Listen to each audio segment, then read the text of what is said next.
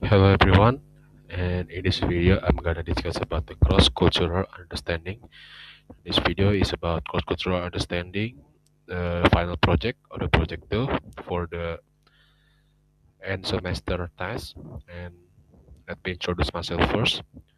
My name is Stephen Rafael. My name is 33 22 0049, and I'm from class 33 7B07, and my lecturer is Mr. Shukri Gozali. And in this video there are gonna be exactly two part, the part one and the part two. In the part one, I'm gonna present the two material. In the part two, I'm gonna answer all the question given in the instruction. Okay, let's get started to the part one. The part one is gonna be two material that I'm gonna present it. The first material is about the culture shock, and the second material is about non-verbal communication. So let's go to the first one, the culture shock. Okay, this is the first material. It's about the culture shock. In Indonesia adalah perbedaan kultur shock. Culture shock, the definition. The definition of culture shock is this psychological and emotional discomfort when entering a new culture happens due to unfamiliar values, norms, and behavior.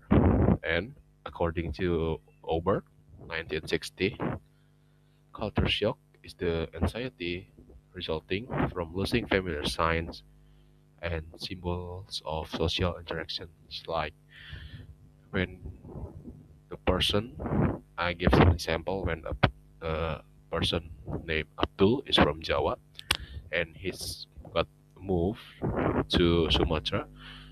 He got some culture shocks, like their when their talk is not like in Java, they need some soft and more comfort, like in Sumatra they like very hard ways to talk. Next, there are four states of culture shock. The first is honeymoon, which is some like adaptation.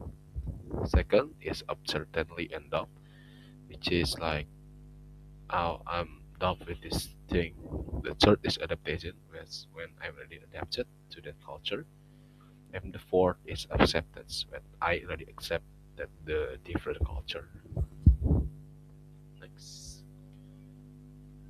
for the example, it's like it's an international student. So when an Indonesian student got moved, got some exchange students for to America, I think they got some. The Indonesian student got some culture shocks, like when in America there's like speak to direct and just a direct to everyone. They don't need some permissions like in Indonesia. They need some like permisi Pak, izin, and like in America it's like just hey sir, I'm just gonna la la la. La. There are no such hard ways in Indonesia to speak. In America they speak directly. And the summary, culture shock. Culture shock is a normal experience, occurs when entering a new culture, and it is adjustment to the new cultural norms. Okay, let's go to the next material. It's about nonverbal communication. Nonverbal communication. Nonverbal communication, the definition is the nonverbal communication. It is communication without using a word, and includes like face expression, gesture, posture, eye contact, and distance. And according to Knapp et al. 2014, nonverbal communication involves behaviors other than spoken language. Next. Okay, this is the type of nonverbal communication. The first is facial expression. Second is gesture. Third is body language and posture. Fourth is eye contact. Fifth is paralanguage, which is include tone, pitch, and volume. Six is proxemics. Seven, haptics or touch. Eight, appearances. Nine, silence. And why nonverbal communication is important? The first is because intense understanding of verbal communication. Then reveal true emotions and when words don't. Build trust and connection in personal and professional settings, and crucial for individuals with speak and language difficulties. Next, and for the example, is like eye contact. Like when you talk to a person, like we like talking, but when you need an eye contact, because when you don't have any eye contact, I think that the person who you gonna talk is not very serious. It's like gonna be bored with you. When you have an eye contact with him or her, it is they gonna take the conversation is very serious, and you two gonna be some happy because you two got some excitement in that conversation because you two had some eye contact. Next, it is the nonverbal communication. In summary, nonverbal communication conveys strong meaning and meaning vary across cultures, and misinterpretation can cause conflict. Next is gonna be the part two. This is the exactly that I talked before. It's gonna be I'm gonna answer some questions that given in the instruction. There's gonna be three number, and let's get started to the number one. The number one is the case study stereotype of Chinese Indonesians. In many communities, there is a common stereotype that Chinese people are naturally good in at mathematics, business, and are likely to own shops or run commercial activities. However, this stereotype does not always reflect reality. In this case, Chen Chen, who comes from a Chinese Indonesian Peranakan family, struggles with number and does not excel in mathematics. She also has no interest in business and does not to plan on a shop. Despite this, people around her often assume she should be good at counting or managing money simply because of her ethnic background. Okay, the section number one, what the type of stereotype presented. The type of stereotype presented in this case is like a positive stereotype that also functions as a general consumption. And it is considered because as positive stereotype because it's attributes seemingly favorable qualities to a group such as being naturally good at mathematics, money management, and business. However, it is also a general culture assumption because it oversimplifies and generalizes the ability to of all the Chinese Indonesian based solely on ethnic background. And even though the stereotype appears positive, is it problematic because it assumes that all individuals from the same ethnic group share the same talents and interests. Chen's personal abilities and preferences are ignored, and she is judged based on her ethnicity rather than her individual characteristic. Okay, the question number two, negative impact on the stereotype on Chen. The first is the emotional impact that affect the Chen, and Chen may experience like stress, frustration, or anxiety when she fails to meet other expectation. Second is the social impact, and social impact is just like socially she may feel misunderstood and unfairly judged. Third is the academic impact. Academically, Chen might feel pressure to like perform in the mathematics even though it hurt not her strength.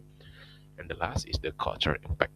Culturally, the stereotype reinforces rigid ideas about what it means to be a Chinese Indonesian person.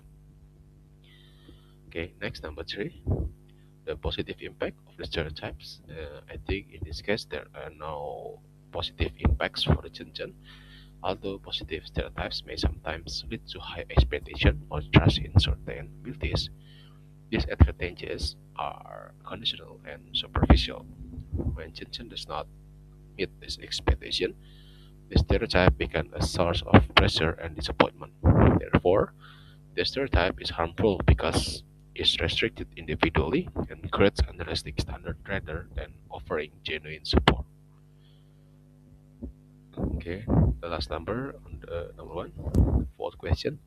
The specific stereotype that highlighted in the Chen case, the specific stereotype highlighted in the Chen case is that the Chinese Indonesians are naturally good at mathematics, counting, money management, and business, and are expected to run shops or commercial enterprise. This stereotype influences how people perceive Chen Chen by shaping their expectation before they even know her personality.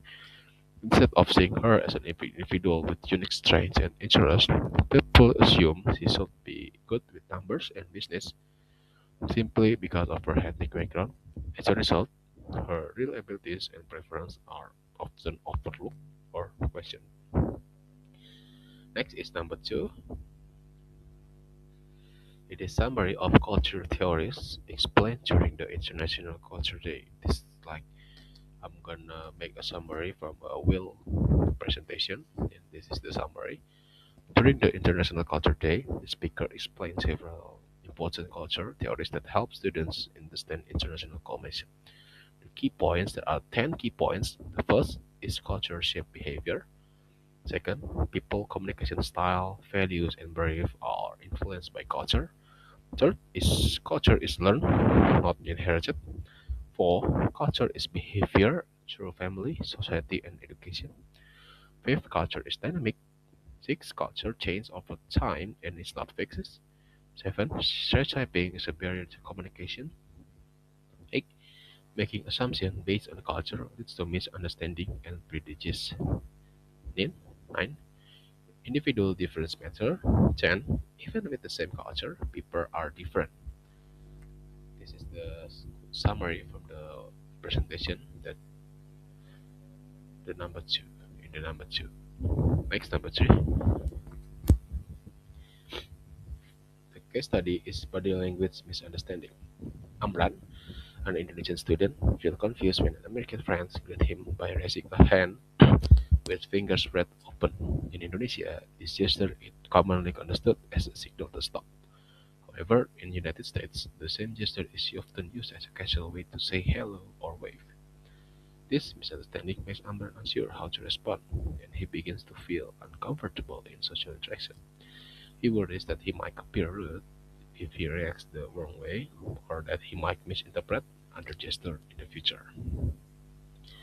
So this is the question number one: is the how the situation shows that body language can lead to culture shock. And this situation shows that body language can cause culture shock because Amran experienced confusion and discomfort when a family gesture carries a different meaning in another culture. In Indonesian, raising a hand with fingers, especially comfort interpreting as a signal to stop. When in United States US, the same gesture is used as a friendly greeting or wave. Next, the second question. The culture that influence the meaning of body language. The meaning of body language is strongly influenced by cultural norms, shared social conversation, and everyday communication practice. In this case, the same heart gesture carries two different meanings because each culture has developed its own interpretations through social learning. Third question, the negative effects of a misunderstanding in Amran interaction. This misunderstanding may have several negative effects on Amran. And the first is anxiety and insecurity. Amran may feel nervous about responding incorrectly to gestures. Second is social hesitation. He might become less confident in social interaction and avoid engaging with others. Third is fear of miscommunication. Amran worries that he may appear rude or misunderstanding future nonverbal cues. Four is emotional discomfort. Repeated confusion can make him feel stressed or isolated in a new cultural environment. This effect can reduce effective communication and make cross-cultural interaction. Last question. Problem-solving strategies for Amran. Several practical strategies can help Amran handle this situation. The first is politely asking for clarification. When he feels unsure about the gesture or behavior, observing local social cues to understanding how gestures are commonly used in American culture, learning common body language, and gesturing in the host culture to reduce misunderstanding, practicing cultural awareness and openness, accepting that difference is nonverbal communication are normal. By applying these strategies, Amran can improve his intercultural communication skills and feel more confident in social interactions. So thank you. In this video, it's got the end of this video. Thank you for watching. Goodbye.